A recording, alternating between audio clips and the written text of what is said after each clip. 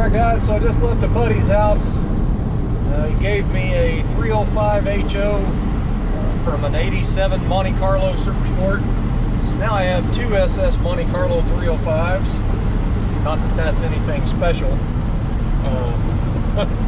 It was free. He was cleaning up his shop. It's been in there for quite a while.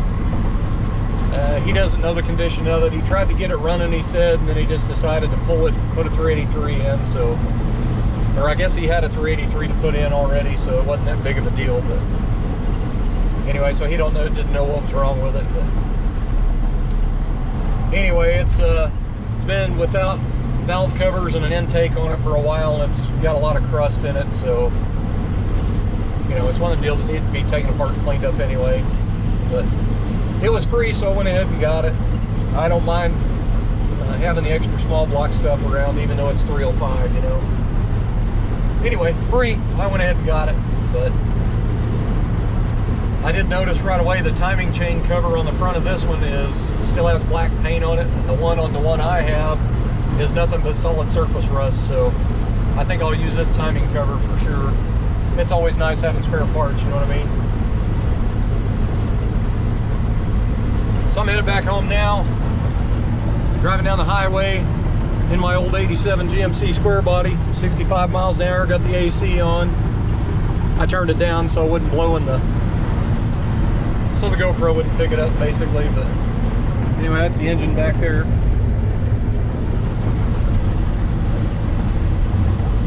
Anyway, thought it was noteworthy. I don't know why. But anyway, I'll head home, eat some lunch, and then unload this engine and tear it apart. Alright guys, it is Thursday, August 19th, 2021. It's pretty early in the morning. The wife's headed off for work. I'm about to get my day started. Does look like it's getting ready to rain, but what I think I'm going to do is just kind of mess with this engine stuff a little bit more. This is the engine that I got from Jason yesterday, and I've got it all torn apart. And it's actually in pretty decent shape, and you know, I may go ahead and use it. That one's 88 SS Monte Carlo, this one's 87. Both of them's pretty decent, but I was kind of impressed. The cam and lifters and everything that come out of this, the lifters were super nice. They were still pretty flat on the bottom. The cam looks fine, so it's a good hydraulic flat tappet. But what I ended up doing was I got these little small zip locks in my tray up there, and I went in with a Sharpie and I marked, you know, passenger side 1, passenger side 2, passenger side 3, and then driver side 1, 2, 3, and so on. So I labeled the lifters exactly how they came out of the block. So they will go back in their correct location when I put the engine back together. But I still kind of want to do the roller that I'm getting from a friend of mine. He's got a knocking late model TBI 350, and he said I could have all the roller assembly stuff out of it. So I'd rather just go to the roller cam since the engines are capable of taking that stuff, and that way I don't have to buy zinc oil and all that kind of crap. So that's kind of the plan. Anyway, what I was thinking on the hydraulic flat tappet out of this engine, my 87 GMC, which is also a 305, it is hydraulic flat tappet. It you know, it's got a lot of miles on it. It's pretty tired, and I know the cam lobes are probably going to be pretty messed up on it when I do eventually take that engine out and to redo it. So I might actually just save that cam lifters for that, or save this engine for the truck. Either way, I'm going to have a spare engine for my pickup is what I'm saying. But if this roller setup works out pretty good for me, I might just do it again for my pickup when that time comes. I might just go to LKQ and just tear the top of the motor apart and, you know, pull that stuff out and use it. So anyway, I want to talk about something that's kind of cool. A lot of you guys have been following my channel. You know, I got monetized there a few months ago, and for you guys that don't know what monetization is, it's where you start getting paid for the ads that run on your channel, or my channel. So anyway, this whole time, which has been, I think, about 3 months, this whole time it has been in review for me to get finalized with it. I got approved for ads, and they're running them, but I had not got paid yet for my ads. I had an issue that it said the information I submitted at AdSense doesn't match records or some kind of crap. So we had to go back through and check everything over and submitted that. Long story short, it was a big mess. It's been ongoing. And then there was points where I wouldn't even go in there and pull up the website to check because it was just, I was so irritated with it. And, you know, I started getting a little bit of money built up there. So finally, it went through a few days ago. It finally went through and I got paid for my ads, which is freaking awesome. Now, it ain't a lot of money, but, you know, it helps, especially in this case. You know, I don't get a whole lot of views compared to some of the other YouTubers, but I did get a little money. Now, the cool part was this 55 four-door, if you remember, when I drug it in, it had red steel 15-inch Pontiac rally wheels, like early Firebird, I'm assuming, 15-inch steel Pontiac rally wheels, and it had all 4 center caps. The wheels were in nice shape. They were just red. Not really something to put on a 55 Chevy, in my opinion. But anyway, I actually ended up selling those to a guy to put on a early 70s Pontiac. So it worked out awesome. I got the money from that, and then I got my ad revenue in. So I bought a brand new set of tires for the four-door, and I got them off eBay from the same supplier that I usually get them from. They were $245 for all 4. They're Nexen, and they're Inpriz AH5s. I've had a couple of sets of those. I've had a lot of Nexen tires in the last, I don't know, 7 or 8 years probably.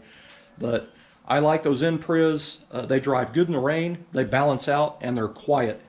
The driving them in the rain, like I've been caught in a few heavy rainstorms and I've never had the, you know, the truck try to get crazy with me in the hydroplaning. So for me, it's a good tire.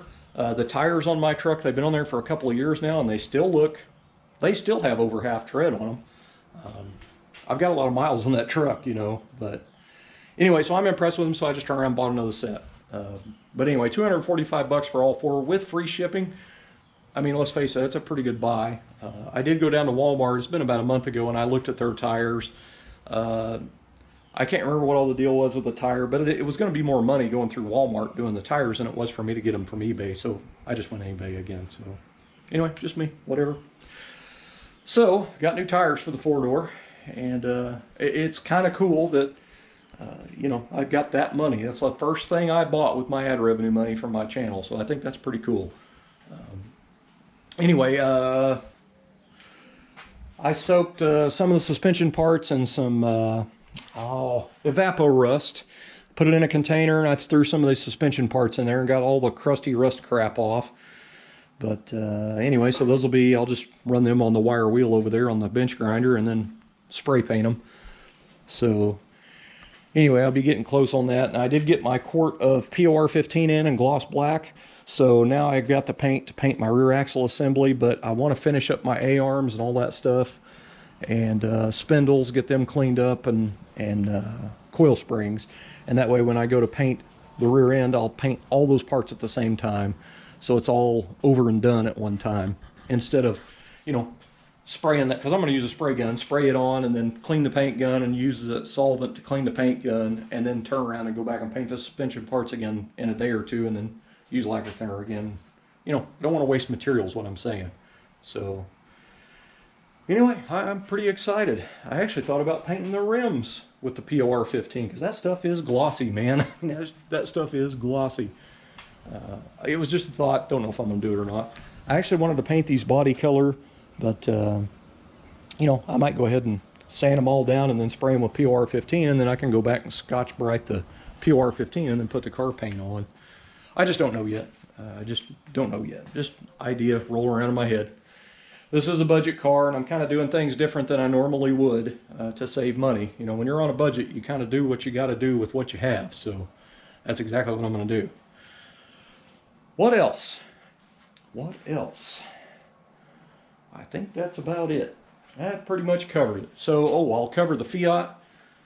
So, yesterday when I picked up this 305 from Jason, I was telling him about the Fiat, you know, and the fuel pump. I still have not received it from Summit, and I don't even have a tracking number, which tells me that it hasn't even been shipped yet, because it was coming directly from manufacturer, which probably means it's on back order or something like that, and which has been the problem with a lot of parts lately for the pandemic crap. But anyway, he asked me if I had checked Rock Auto, and I don't ever mess with Rock Auto. I've never bought anything from Rock Auto. It's always Jegs, Summit, or O'Reilly's, AutoZone, that type of stuff for me.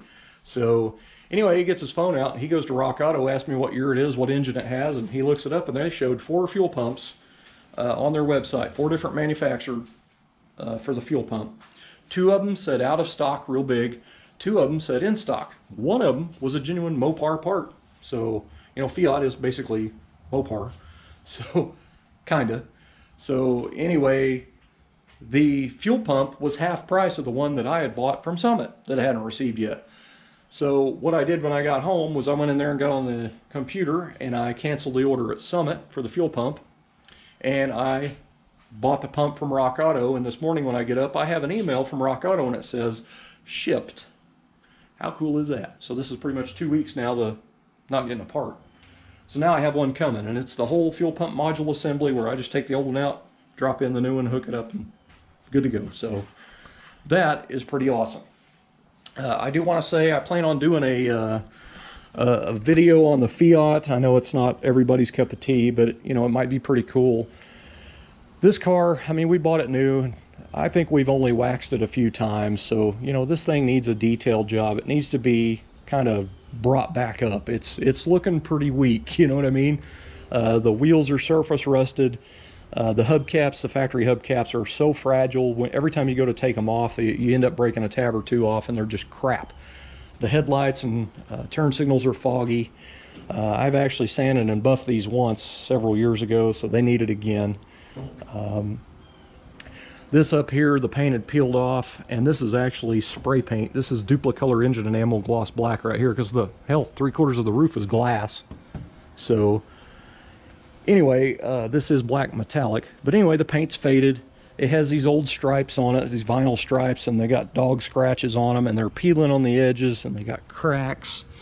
You know, they're just looking a little worse for wear, basically. So my plan was to take a weekend and go in here with a heat gun and try to get the old stripes off, and which I'll probably end up just parking it out in the street or out here in the sun one day, and try to get these stripes off.